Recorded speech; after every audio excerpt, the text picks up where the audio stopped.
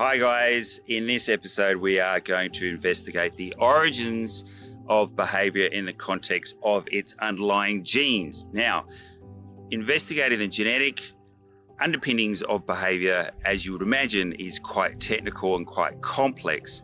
Vertebrate genomes are inherently complex. So how do we identify the array of genes that might be associated with a particular behaviour?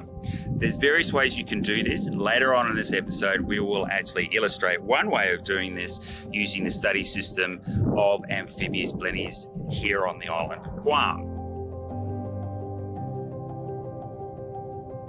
The reason why we might be interested in the underlying genetics of behaviour is because we would like to understand its evolution. Now, evolution operates on an animal's phenotype, its overall appearance and behaviour, but underlying the programming of that appearance and behaviour are genetics, or genes, I should say. Now, certain individuals in a population will inherently differ in appearance and behaviour, and some of those individuals will be better able at surviving or reproducing than other individuals in that population. Those individuals have what we term a selective advantage, so they're better adapted to that particular situation there and then. And those genes that are associated with better reproduction will ultimately proliferate through the population in future generations. And as a consequence, that population will progressively change in its appearance or behaviour. And this, in a nutshell, is what natural selection is and how evolution operates.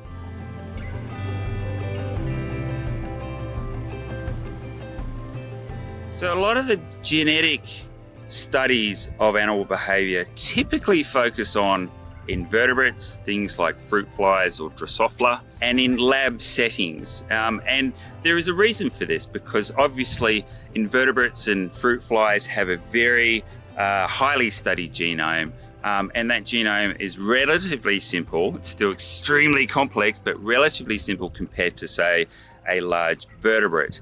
So a lot of what we understand about animal behaviour comes from fruit flies. But what we often want to understand is the underlying genetics associated with behaviour in other species, in particular vertebrates, and in particular under natural conditions, how they actually are in the field. Now, this is quite difficult to do because you're removing that genetic study and putting it into a field setting rather than a lab setting.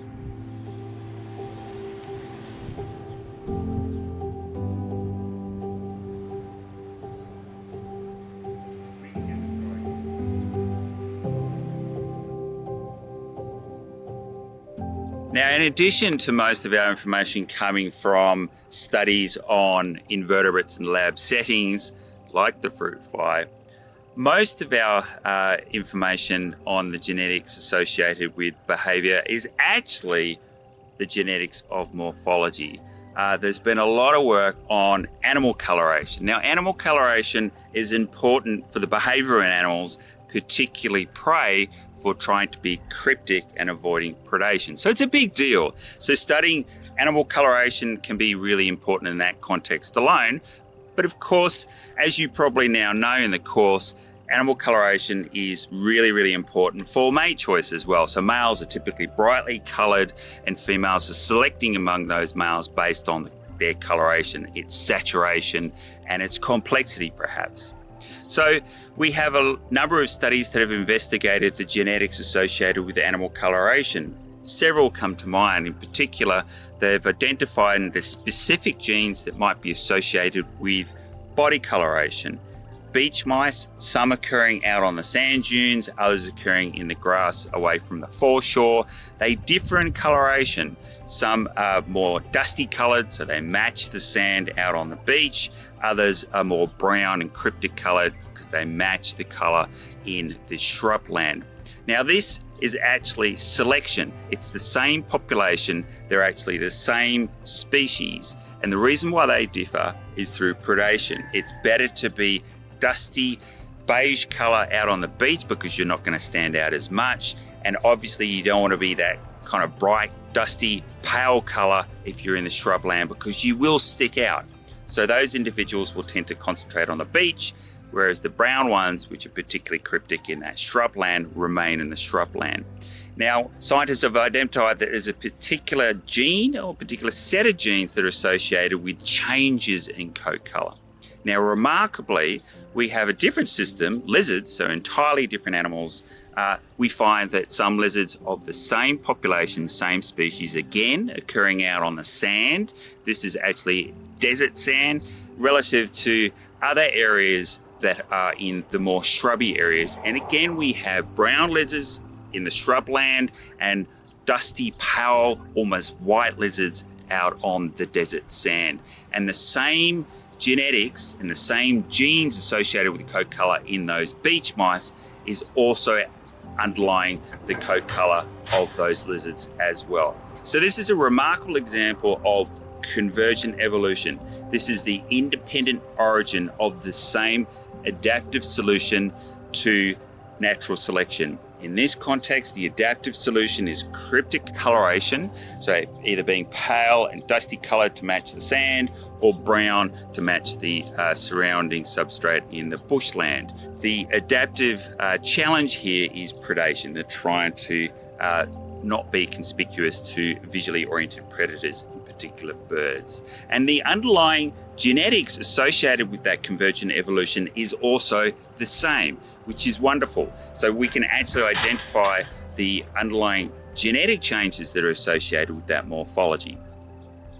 But of course, morphology, coat coloration, it's not really behaviour, right? So when we really want to get down to the nitty-gritty of studying behaviour, we need to have a system in place that we can identify, a study system that we know well, that differs in various contexts.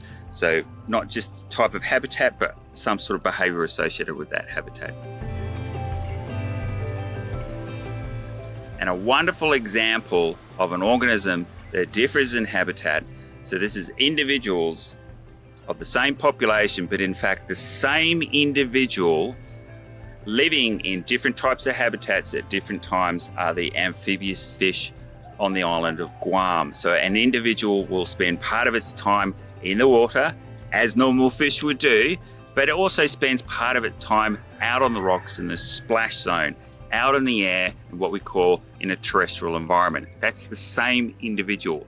So it offers a really powerful way to actually investigate the underlying genetics associated with that behaviour, because we can study the same individual in the different contexts and identify the genetic expression of that's associated with those different contexts to identify how that amphibious behaviour might be tied to that organism's genes.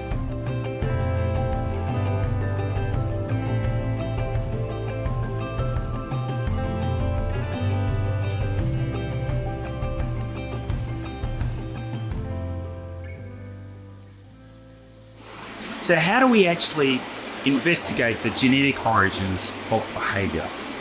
There's several different ways that you can do this.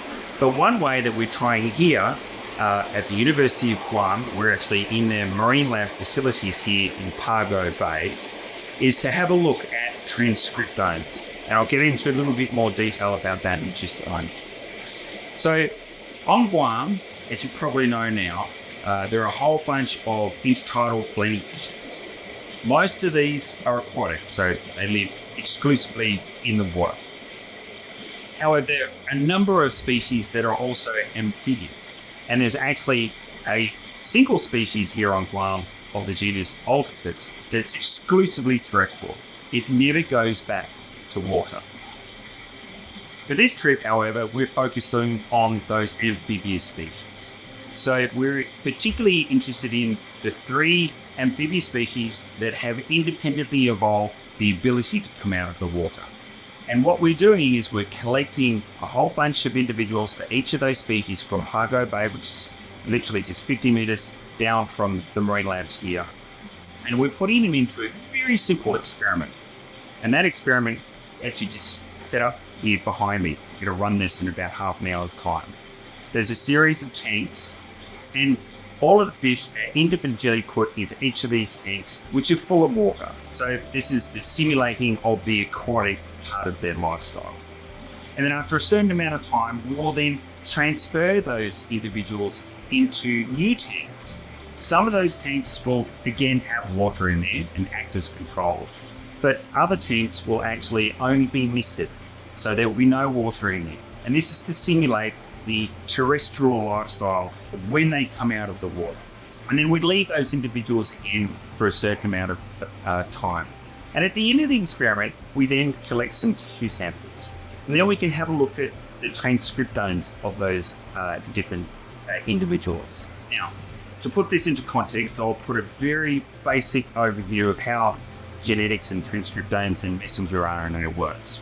So, as you know, DNA is in the nucleus of our cells, right? So it always stays there. So we have messenger RNA coming into the nucleus, binding with the DNA, reading the code, and then moving out of the nucleus into the cell proper. And in that cell, the messenger RNA then encodes the production of proteins, lots of different types of proteins, which is essentially the underlying process of life. So what we're actually doing in this experiment is we're comparing the transcriptomes, or the differences in proteins that are actually being encoded in real time. So what we will find here is that there will be some genes that are upregulated, some genes that will be downregulated. So there'll be a high production of certain proteins and there'll be a low production of certain proteins associated with being out of the water. And when we compare the transcriptomes to those that are in the aquatic treatments, we can then identify which genes are likely to be associated with being amphibious.